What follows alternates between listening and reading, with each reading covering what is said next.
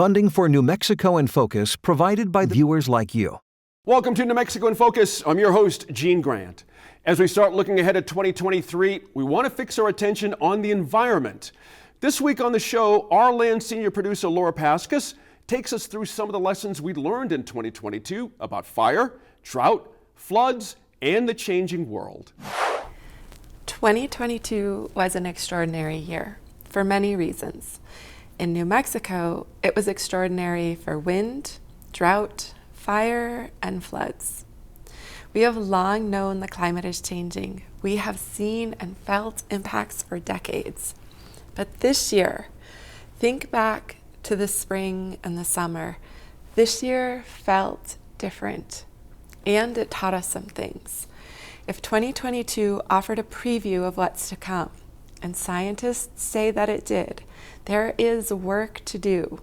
Cutting greenhouse gas emissions, funding and implementing water planning, shoring up communities against wildfire, and protecting our unique and our beloved ecosystems. 2022 was hard for a lot of New Mexicans, many of whom are still now living with the fallout of a fire season that was already full-blown in April. New Mexicans whose communities are below burn scars that will flood for years to come. And if you are like me, you probably know some farmers who are already worried about next year. New Mexico communities are often described as resilient, and that can be true. But really learning from this year and making changes gives us the chance to show love for our neighbors and care for the future. We start the show with fire. Colin Haffey, welcome. Hi, Laura. Thanks for having me. So I just want to start statewide. When it comes to fire season, what are the big lessons we learned in 2022? Oh my gosh. How long do we have? That's a big question. I think, first of all, 2022 was a record-breaking year for New Mexico. Almost 1 million acres burned across the state. And just want to make sure that we acknowledge all of the hard work that went in from our federal partners, our state partners, our local community people. I mean, people stepped up in almost every aspect of this. And so it was really inspiring, even though it was an incredibly challenging year for us. The lessons that we learned, on the one hand, given that it was a record-breaking year in the fires, for the most part, except for two tragic lives lost in Ruidoso, we kept people mostly safe, in these fires. So I think that's one really good lesson, that our systems work to help keep people safe, from early warning systems to the coordinated response and the quick action of our local and state officials. So on the one hand, great lessons learned. On the other hand, it's another example of how we're losing the battle on our fuels and climate problem. And so, whether you look at the Black Fire or the Hermit's Peak Calf Canyon fire, these are really fuels problems combined with warming temperatures. And so that's one thing that we'll take away from this, is just, we're still, even though we may win some of those battles, we're losing the overall war. We're talking right now at the end of November, but I know you can't totally predict what's going to happen in 2023, but what kind of a fire season could we be looking at in next year and in the coming years? Do we need to be ready all the time? Yeah, I mean, the short answer is yes, we need to be ready all the time. We've been in a situation for almost a decade now where we don't have a fire season, we have a fire year. And that means that on any given day, we can have a wildfire in New Mexico. It doesn't mean every single day we're going to have the potential to have a Las Conchas or a Hermit's Peak Calf Canyon style type of fire, but the fuels are available. I mean, today, just driving in, it's windy, it's dry, there's no snow on the ground. All we are is one ignition away from a wildfire. So what can we do? Well, we've shown that defensible space around critical infrastructure and homes works. So we'll continue to do that. We know that the fuels treatments in the watersheds, in our critical watersheds, those do work, but they're like seat belts, right? It doesn't mean just because you're wearing a seatbelt you can drive 90 miles an hour and like have unsafe conditions and run into a semi truck and hope that you're going to survive that, right? Yes, it prevents a lot of injuries and fatalities, but it only goes so far, and that's how our fuels treatments are too. They can help us engage with the fire. They can moderate some of the effects, but they're not gonna do much against record-breaking winds and temperatures. And unfortunately, we're seeing higher temperatures more often throughout the year, and we're starting to see some windy conditions that come along with that. It's not uncommon to have wind in April. Every New Mexican knows that's our windy season, but it is a little bit uncommon to have 40-mile-an-hour steady winds for 21 days in a row, right? And so how much of that is climate change and how much of that is just random events, I don't know. So we have to continue to do the work to strategically protect watersheds, strategically protect homes, work with fire, live with fire. All of those things are really important at the same time that we're preparing our communities and our families and our neighborhoods for the eventuality of, a massive fire. Talking now at the end of November, we had that monsoon season.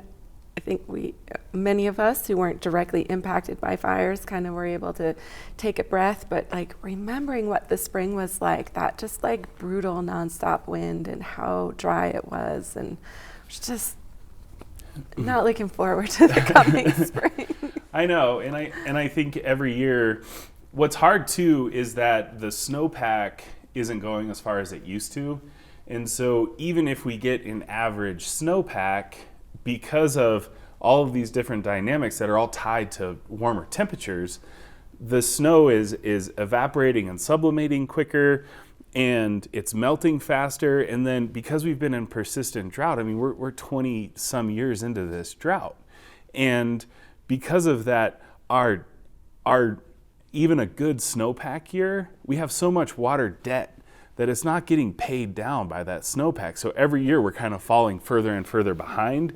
Even if you look up on the mountains and you say that's or you're skiing or whatever, and you're like, that's a healthy amount of snow, just isn't going as far as it used to for a combination of reasons. And that's why we're starting to see, the fuels and the grass and the trees and stuff become available to burn in April, and then on the monsoon season, monsoon season this year was such a double-edged sword, because yes, it put out Hermit's Peak Calf Canyon. I mean, we were preparing, in the teams, I mean, hoping not, but preparing for the fire to go all the way to Colorado. We were having those kind of conversations, which was crazy.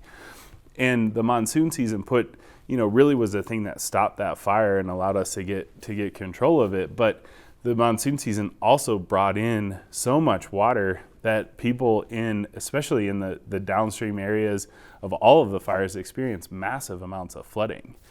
And the sad part about all of this in New Mexico is we're just not, across the West, but it was evident in New Mexico this year, we're just not prepared as a country to deal with post-fire flooding in the same way that we can deal with the fire event itself. When the fire starts, you have the teams that show up. You have we had over 3,000 people, almost 4,000 people on the Hermit's Peak Calf Canyon at one time.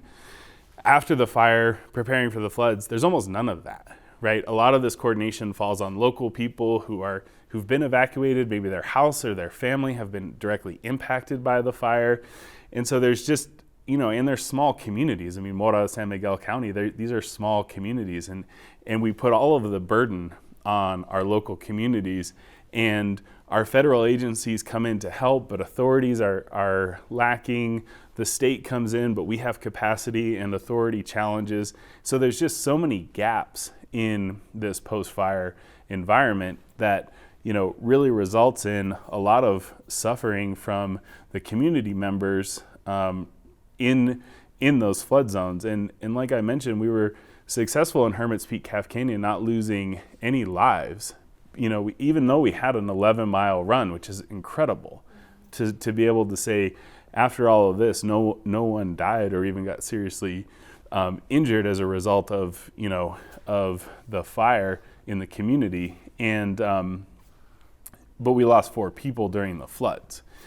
And that's, to me, those are always very preventable events. And partly because we don't have that coordination, and partly because we don't have the added capacity after a fire, it's really putting our communities at risk. So when we talk about next fire season, it's also important to think about what comes with the next flood season. So folks in the areas that are downstream of the burn scars are still going to have to deal with the monsoonal flooding in 2023, 24, and beyond. I mean, it's still flooding up in Los Conchas, as you know, not as bad, but 10 years later. And so that's the hard part about this, is how do we rebuild the necessary infrastructure like acequias and drinking water and things like that can support the community and also keep the community safe during the monsoon season, where unfortunately, for the next few years, we're going to be dealing with flooding. Yeah. So I wanted to pivot briefly to prescribed fire, and I just want to remind people, you work for the state. Yes. And the U.S. Forest Service is a different agency. So I do not work for the U.S. Forest Service. I just want to put that out there. So when we're talking about prescribed fire, this summer we had your boss, State Forester Laura McCarthy, on, and she talked about prescribed fire and some of the lessons we learned this year. And one thing that I keep thinking about that she mentioned was how climate change has outpaced our prescribed fire protocols. And she talked about adding new layers of contingency to planning, so that when you're planning your prescribed fire, you're not just thinking about the area you're expecting to burn, but that you're looking at fuels and humidity and temperature and all that in the areas where the embers might come out. I was wondering if you could maybe explain a little bit more about the use of prescribed fire and what we might need to look forward to into the future. Yeah, I mean, prescribed fire is still going to be a very important and essential tool. And I think, Laura and I and our leadership in the state, still agree with that. We're also looking at the realities of what happened in the Las Despensas escape, which caused the Hermit's Peak fire. And we recognize that is both there's a call from the communities and from the leadership to make sure that we're responding appropriately to that, and we're working with our partners to do that, and then making sure that we also take a moment to pause and say, what can we improve in the prescribed fire response? And so the Forest Service has gone through and they've done, they issued a report, and it has some suggestions, and one of them actually is similar to what Laura was talking about, where we're looking at expanding our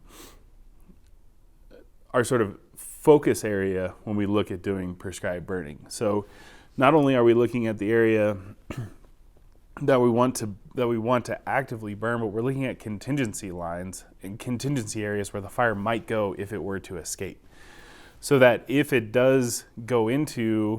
fire does go into one of those areas, perhaps that area is another 1,000 feet lower in elevation. Well, that could be significantly drier, and that means that you're going to have different fire behavior and different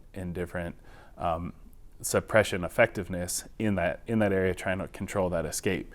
So it's about accounting and planning for what ifs, in this situation, especially when we're trying to do burns in more complicated areas and in conditions where the fuels are such that the window to burn, the opportunities to burn, are very narrow.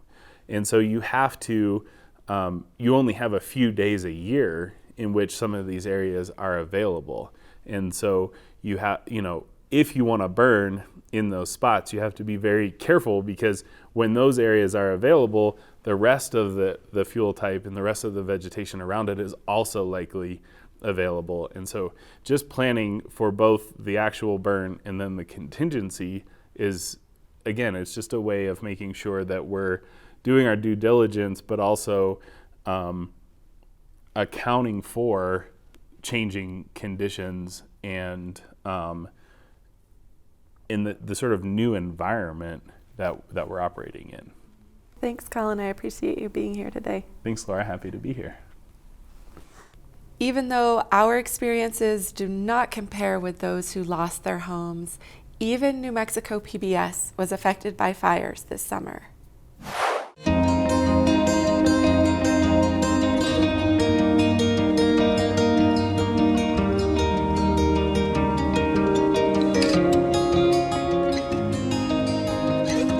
We are in Mora, New Mexico, and we are sitting on top of the only transmission facility in this part of the state. So the Calf Canyon and Hermit's Peak fire swept through this area. It burned the entire facility, 29 power poles, all the wires, and it burned our facility completely to the ground, ashes. So total destruction. So we knew that we had a few facilities in the state that were in the path of the fire, and this was one that we expected to lose. The day we did, the winds were reported to be in excess of 70 miles an hour up here, and the fire skipped through quickly. It was the worst case scenario for us. First thing is, it was sad.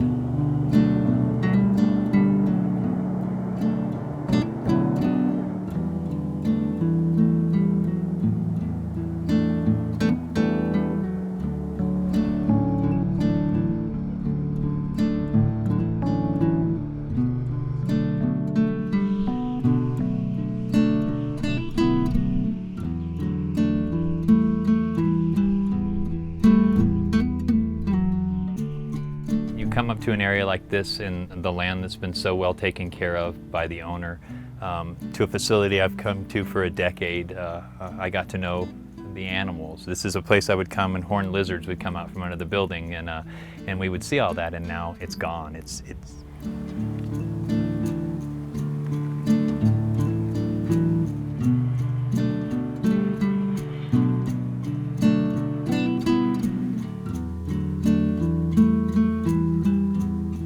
incredibly sad, but then the next thing that comes to me is how do we get it back? How do we get back to where we need to be, and how do we get operating as quick as we can? And that's what we did. We, instead of lamenting our loss, we just looked to the future, and we've already set a new building on the ground. There's not even power on the mountain yet. The KNME tower is right behind us, and the other facilities up here. We've got state weather, internet service for the area, and then major carriers for the cell phones are in the other two remaining towers. The KNME tower here is the last link in what we call a daisy chain. We feed Apache Mesa, which is Tecolote, directly from Sandia Crest, and then that in turn feeds this tower. So when this tower was down, there was no television to the entire valley. That would include commercial carriers. Oh, it's paper. I think people are very used to, and we have been for a long time, we turn the button on, and that's the last thing you do. If it doesn't work, you rage at the machine. But there's an incredible amount of infrastructure to turn my one building on here. Right now, I'm going to, just directly involved in this, there's probably been several hundred, 200 or 300 people directly involved in the effort that just allows us to stand on the top of this hill today. There's people going forward from insurance companies, all the suppliers of the equipment we use. This is millions and millions of dollars to put me here, to turn it on, to provide a signal, entertainment or education to people. It seems easy, but there's a full-time 365-day-a-year commitment to the work that's required to make us reliable.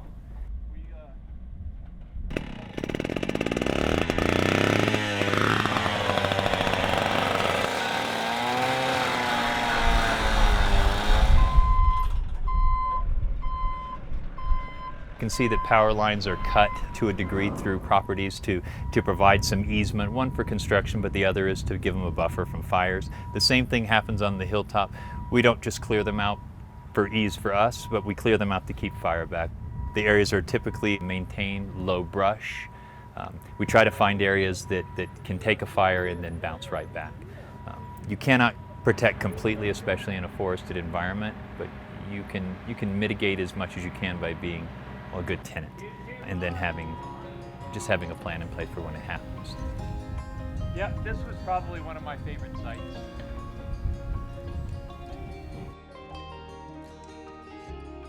We're going to continue to see forest fires like this. As the climate is drier, they're going to be worse. They're going to be more out of control. We need to be good stewards of our forests. And I think that people, when it's out of sight, it's out of mind, but we need to start looking at what's over that hill and how can we prepare for the super fire that's coming through here tomorrow.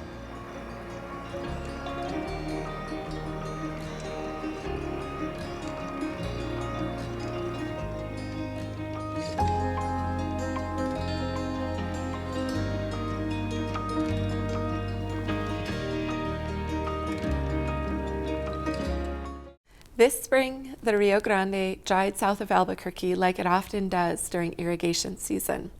By July, the drying also crept into Albuquerque. Meanwhile, 7 western states, including New Mexico, are scrambling over water shortages on the Colorado River. As the arid Southwest becomes warmer, it also becomes drier. But there's more to the water crisis than supply and demand. Geographer Andrew Curley explains that rivers have been in a state of crisis for a century, even more, since states signed compacts divvying up their waters and built large-scale dams to supply cities and large irrigation districts. Up next, Curley also talks about how Indigenous people had their lives, landscapes, and cultures upended by these dams, reservoirs, and diversions. As Curley explains, in order to survive, Indigenous people have made new worlds through innovative social, political, and cultural strategies. I wanted to talk with you a little bit more about the Colorado River, which is basically, in crisis mode right now for cities and irrigation districts. There's more of a demand for water than there is a supply right now.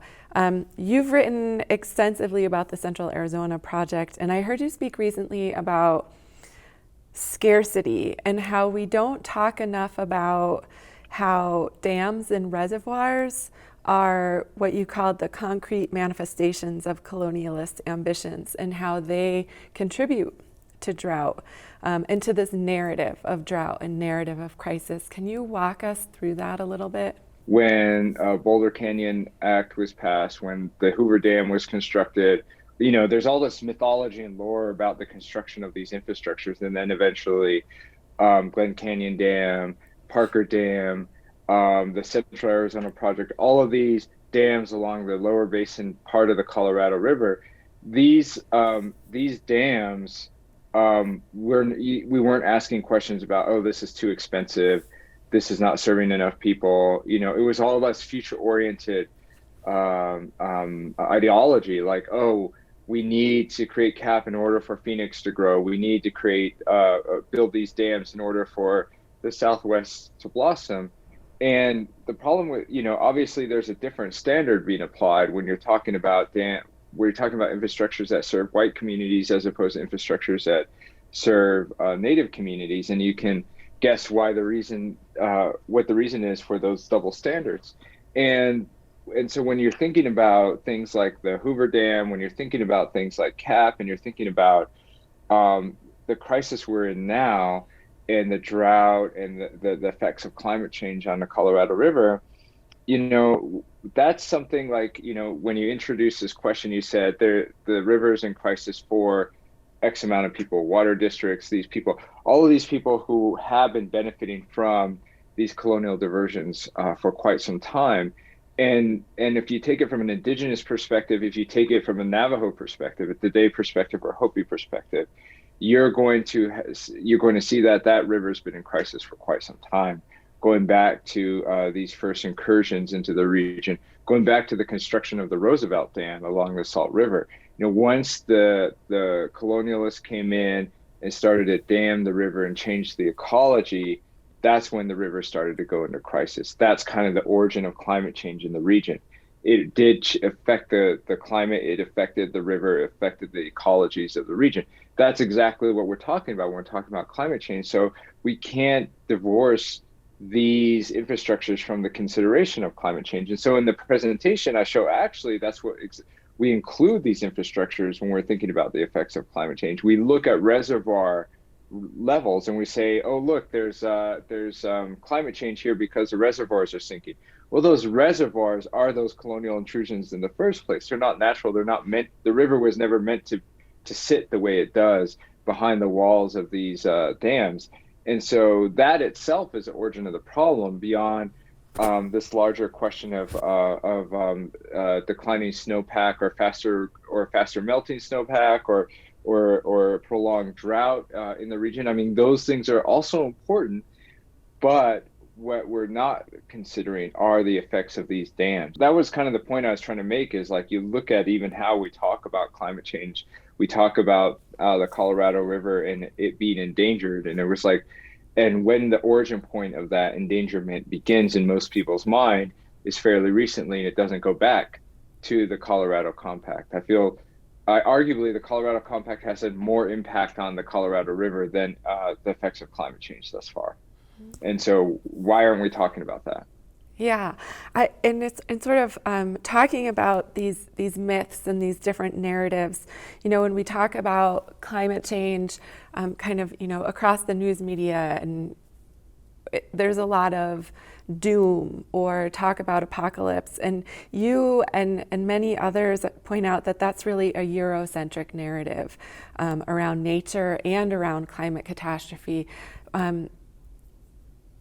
What does that miss out on? What is that lacking? How could that be different? How is that different? I'm not the first one to come up with this point. Many other indigenous scholars and environmental historians even have talked about how the way we understand time and progress and future catastrophe, it is neglecting what is the experience of indigenous nations, what is the experience of people on the ground or people that are sucked up into these systems when worlds end. You know, there are these world-ending experiences for people that have already happened. And so you're thinking about apocalypse, and your imagination is imagining the end of the world for a certain group of people. And usually they're suburban or affluent or, you know, city people or politicians, or I don't know what is in the minds of people when they're talking about this apocalypse in the future or the danger of the rivers. But what ends up being neglected is kind of these past intrusions. And so when you're talking about the damming up of like the Missouri River, right, with the Pick-Sloan Acts and the flooding of hundreds of acres of indigenous land that was guaranteed through treaty, that is a world-changing experience. That is an apocalypse of sorts. And when you're talking about the building of these dams along the Navajo Nation and the land swaps involved in order to get Lake Powell and to still maintain a land base in the Navajo Nation, these are apocalyptic scenarios, and often, you know, they happen with dams and with the way we treat water in the West. We've created these huge and world-changing infrastructures throughout the region that have also contributed to the changing of the landscape, the urban landscape. You know, even going through Phoenix or Albuquerque or Santa Fe over the last few years, you see cities growing and growing and growing, made possible by these infrastructures.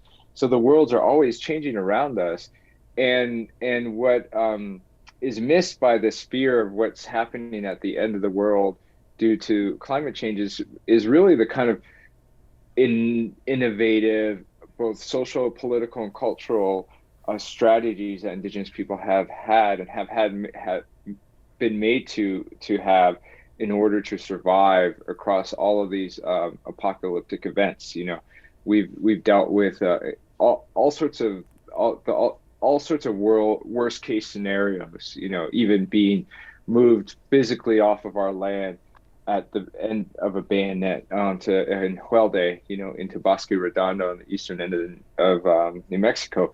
That's between 1862 and 1868. That is an apocalypse moment for us, and we survived that, and we overcame that, and we made a new world in the Navajo Nation after that. And so there's a lot to learn from indigenous peoples' ability to respond to these catastrophes, and to think about what are the values of a society that has had to overcome all these marginalizations and yet continue to survive, and compare that to the values of a society that are causing those problems, that are causing these catastrophes to occur in the first place. And then maybe rather than thinking about technical solutions, we think of political and ethical solutions, right? We think about how we treat the planet ethically first before we think about things technically. And I think that gears us in a totally different direction than if we continue to have this modernist and Eurocentric idea of time, of progress and technical innovation. And we have crisis, and the solution to those crises is more technology, improved technology. When we're thinking along those lines, we end up not only creating more problems, because you have to create new kinds of industries to serve these new ones, we perpetuate existing inequalities. When we're valuing technological innovation over what are over social directionality and what are the values of the society, then we're not looking at other kinds of solutions. How do we work on social, political, and economic inequalities at the same time while we're dealing with things that are seen to be in the realm of the environmental crises?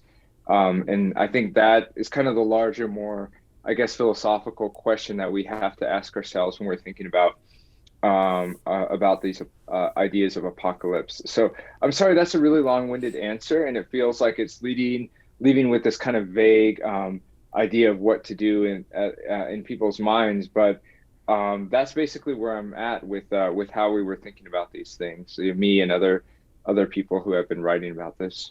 Yeah. Well, thank you, Professor Curley. I really appreciate it. Yes, you're welcome. To better understand what we know and don't know about water in New Mexico, here's hydrologist Stacy Timmons.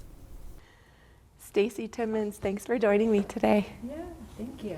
So I wanted to just start right off. In terms of water, what lessons did we maybe learn in 2022? Like, what really stood out in 2022? Yeah, I feel like 2022 is yet another reminder for us that we live in a desert state, and we're facing some pretty significant changes to our water and to our climate. And so we saw in 2022 fires of extreme magnitude. We saw sections of river drying that hadn't dried in tens of years. We've seen wells going dry in places around the state. And I believe it's a real wake-up call for us to kind of pay more attention and accept the fact that it isn't just like changing off in the future, but it's changing like now. We're in it, and we really need to be a little bit more prepared going forward with how we're going to face those big changes. Yeah. So you were a key motivation behind the state legislature passing a Water Data Act a few years ago. And I'm curious, since passage of that law, what are some of the most important things that we've learned about our water challenges and maybe like where we need to go? Yeah, I think the, kind of stepping back just a little bit and talking about the climate impacts that we're facing, we're seeing in the water data and in a lot of the research that's been done that we're facing 5 to 7 degrees Fahrenheit warming temperatures here in New Mexico over the next 50 years. And with that comes increasing aridity, so the air is drier and taking up more of our water. We're seeing reduced snowpack reduce stream water flow and reservoir storage. And with that also comes impacts to our groundwater resources in terms of increased pumping and more use of groundwater, and also reduced recharge to those aquifers because there's less water in the streams and rivers. And so all of that also plays out in terms of the fires that we're seeing and the landscape changes. And as I see it, looking at those features that we're facing now, we're in some ways moving like we're in a car without a gas gauge in terms of our water. So we're moving ahead in some ways not knowing in real detail how much water we have to work with. And that's not uncommon, I think, around the nation and around the earth. You know, there's places where we can operate like that. But here in the desert Southwest, where it was already dry and now increasingly dry, I think we need to have a better handle on exactly how much water we have available to us to use. And so with the Water Data Act, this is an opportunity for us to really more finely tune exactly how much water is available for our different uses. And so there's been a lot of work from various agencies here in New Mexico. The New Mexico Bureau of Geology and Mineral Resources, where I work, is set as a convening agency amongst several state agencies to really work to improve how we collect our water data, how we manage it internally, and then how we share it out for other uses. And we've done a lot to characterize the data that are being collected. So everything from water quality on public water systems to snowpack to stream flow and reservoir storage to, in some places, really good groundwater level measurements around the state. But in doing that, we're also seeing that there are some tremendous gaps. And so as we move forward in this new paradigm of increased water scarcity, I think we need to have an even better handle on exactly how much water we have. And so some of the data gaps that we're seeing in the work that we've done with the Water Data Act include really having a careful handle on our aquifer capacity and how much water is available there, and how much changes are happening within those reservoirs beneath the ground. And then we're also seeing some gaps in terms of how water is used around the state. And so I think a lot of the work that we've done so far with the Water Data Act really highlights some of the places where we need to put more time and energy into monitoring and tracking our water resources. So you mentioned groundwater. A graphic that you shared with me that we'll put up shows groundwater diversions approved by the state since 1900 through today. It's a shocking graphic to kind of go through.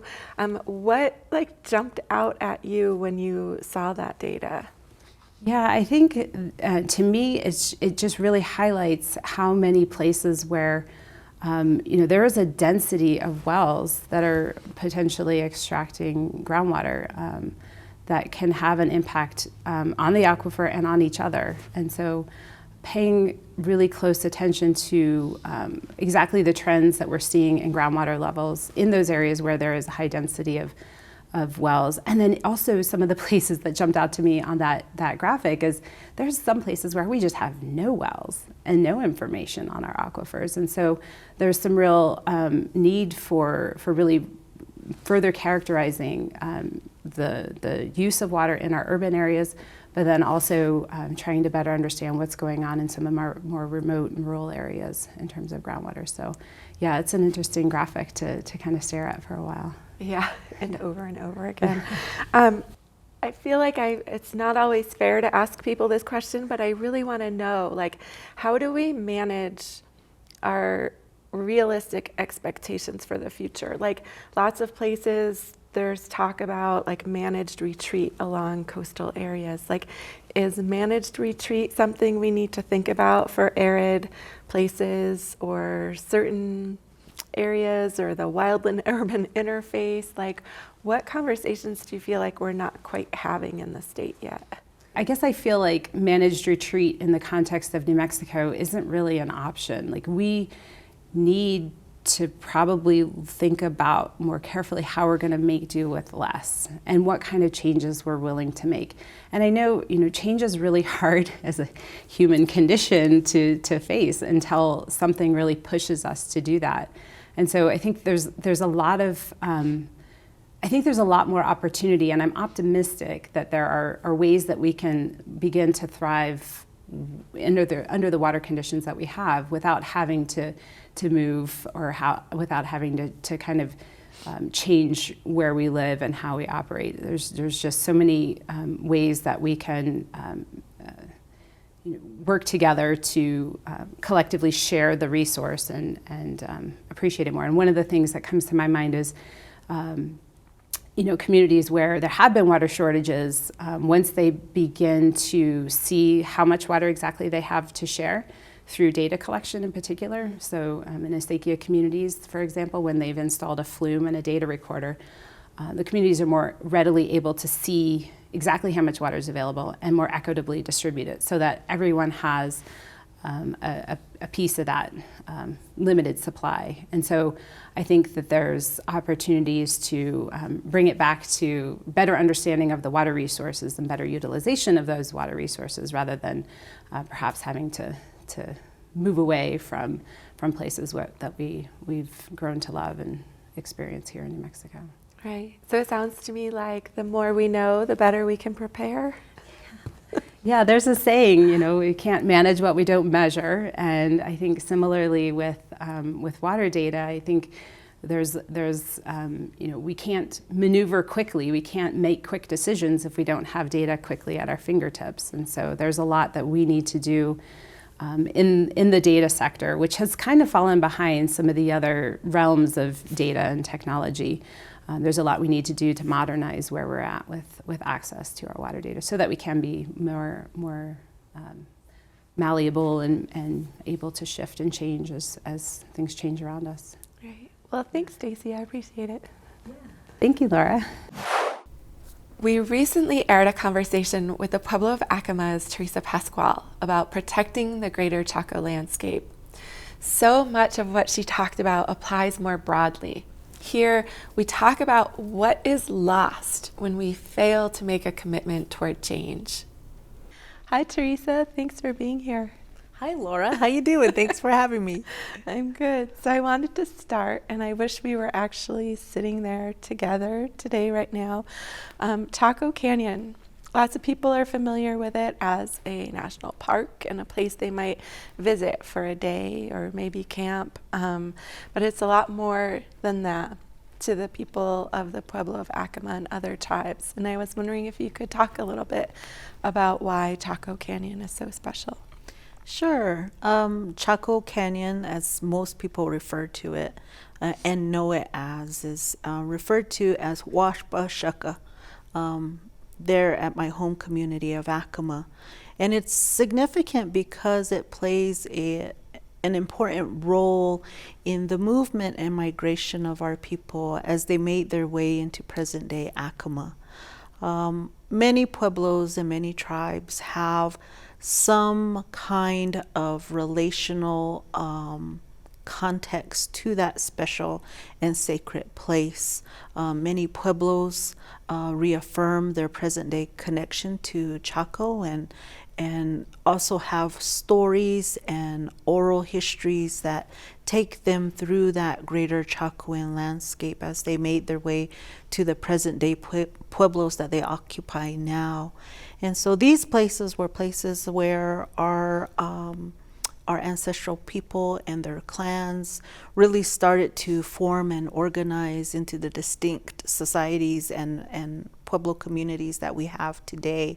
And so they brought that knowledge, that skills, those the teachings that they acquired over centuries of living on the landscape, and really brought that forward into the present day communities. And so what we have now in our Pueblo communities here in the state of New Mexico really are the descendants of those people, the ancestral people who once occupied those lands. And so that's what gives it special meaning. So in the last, many decades, probably since the 1940s, the San Juan Basin has been a place that has been drilled for natural gas and more recently for shale oil, I think it's called. And I'm curious, there are hundreds, thousands of wells around that Chacoan landscape? And I know there's broad impacts, but what are some of the ways in which that drilling has affected the landscape and the people who are a part of it? We know that over 90% of federal lands in that greater Chacoan landscape have already been permitted for exploration and development. What the Pueblos and tribes have long been asking for their federal agencies is really the protection of that last remaining, I would say even less than 10%, as development continues.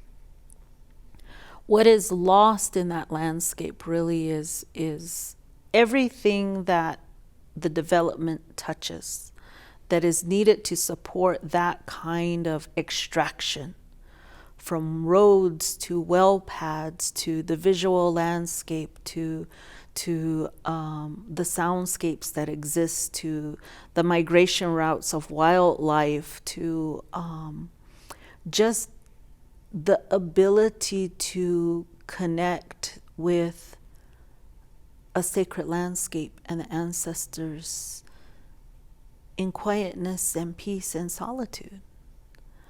All of that is lost with development, and you don't have to go far to see it.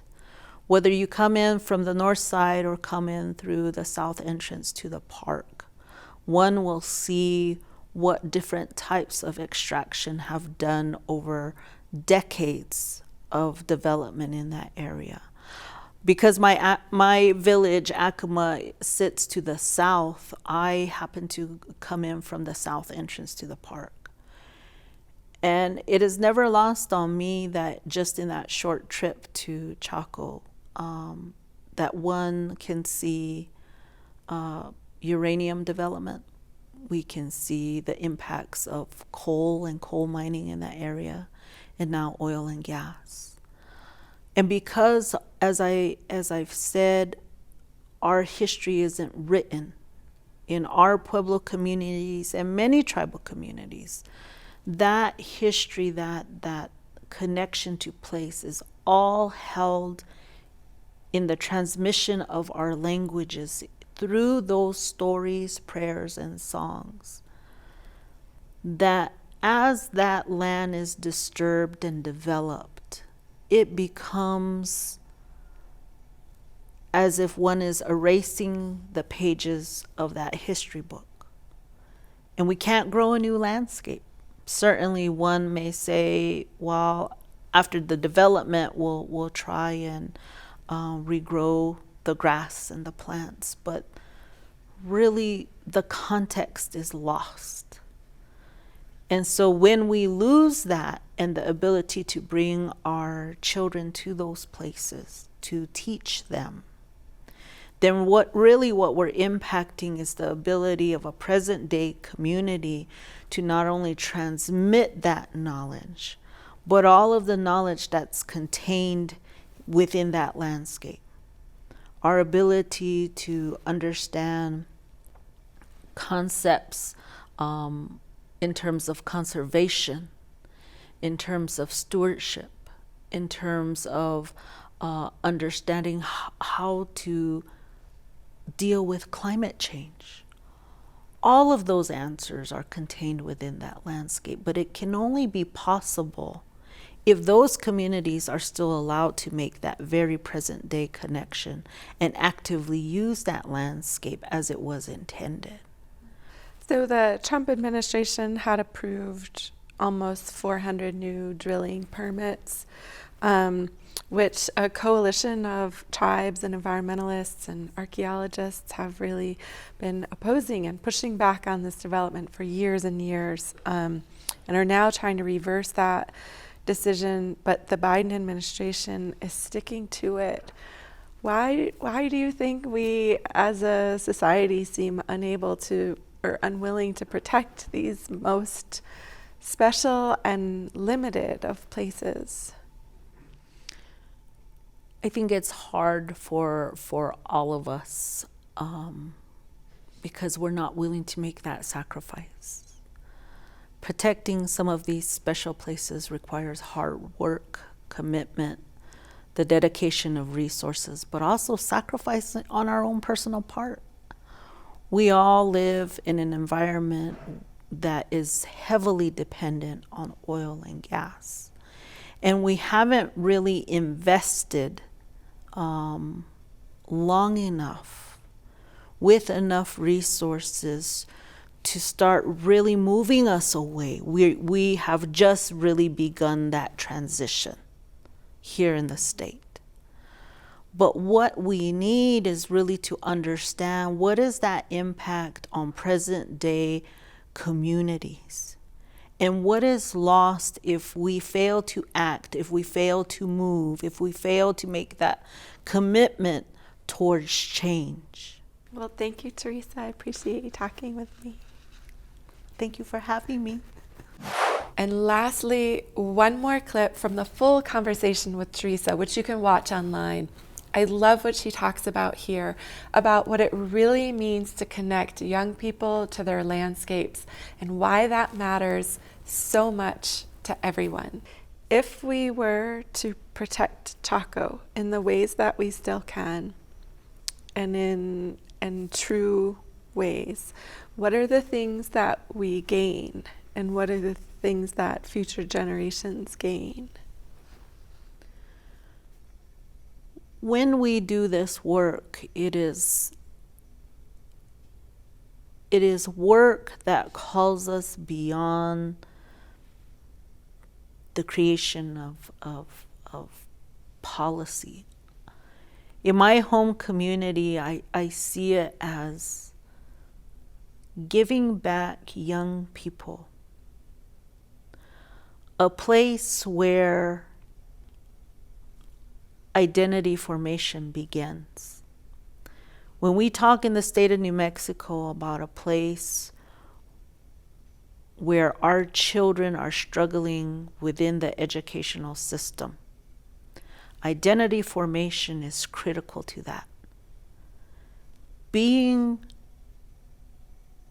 certain of who you are and where you come from, and being secure in knowing that those places that are cherished by your community, that make that foundation for your learning as a young person, aren't threatened, aren't going to be destroyed by development. That those places are just as important as your math book, as your history, as your chemistry book, as your English book. That those places, along with what you learn, are critical, if not more important than those things that you will acquire in Western education. They are critical to the foundation of the well-being of our young people in identity formation, in mental health, in education, in language learning, dual language learning.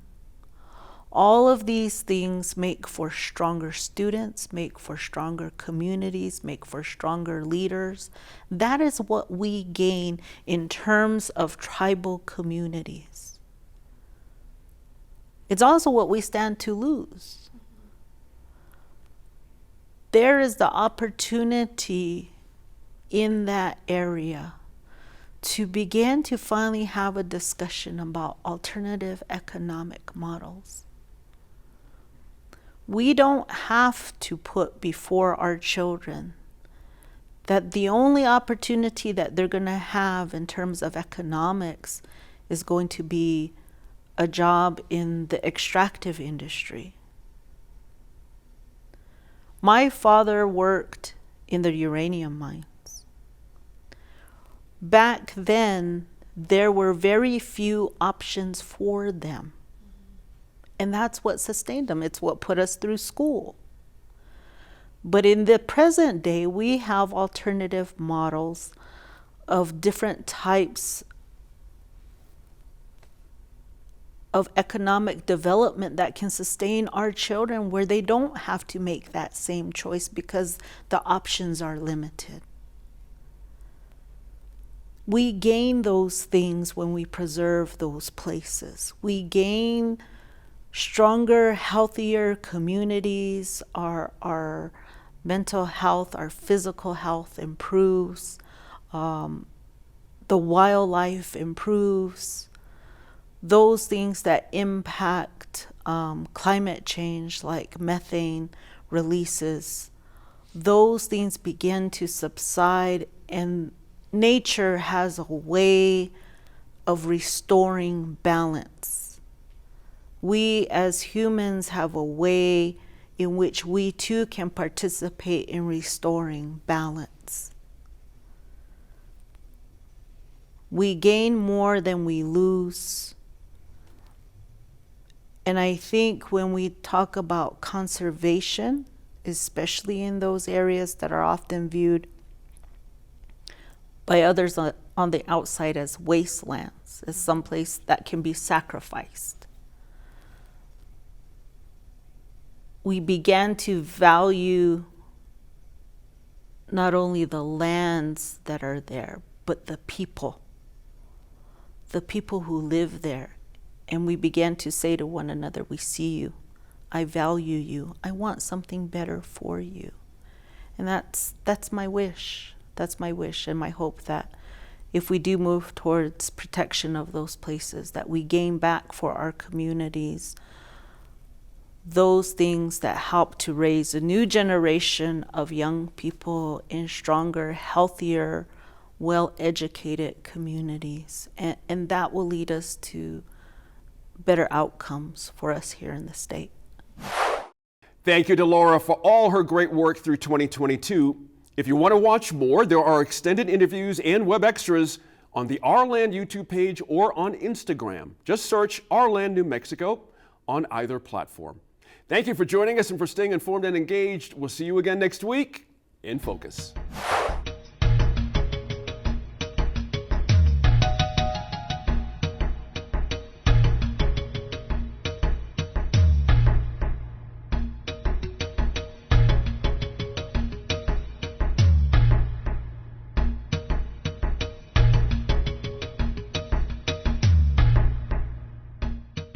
Funding for New Mexico in Focus provided by the viewers like you.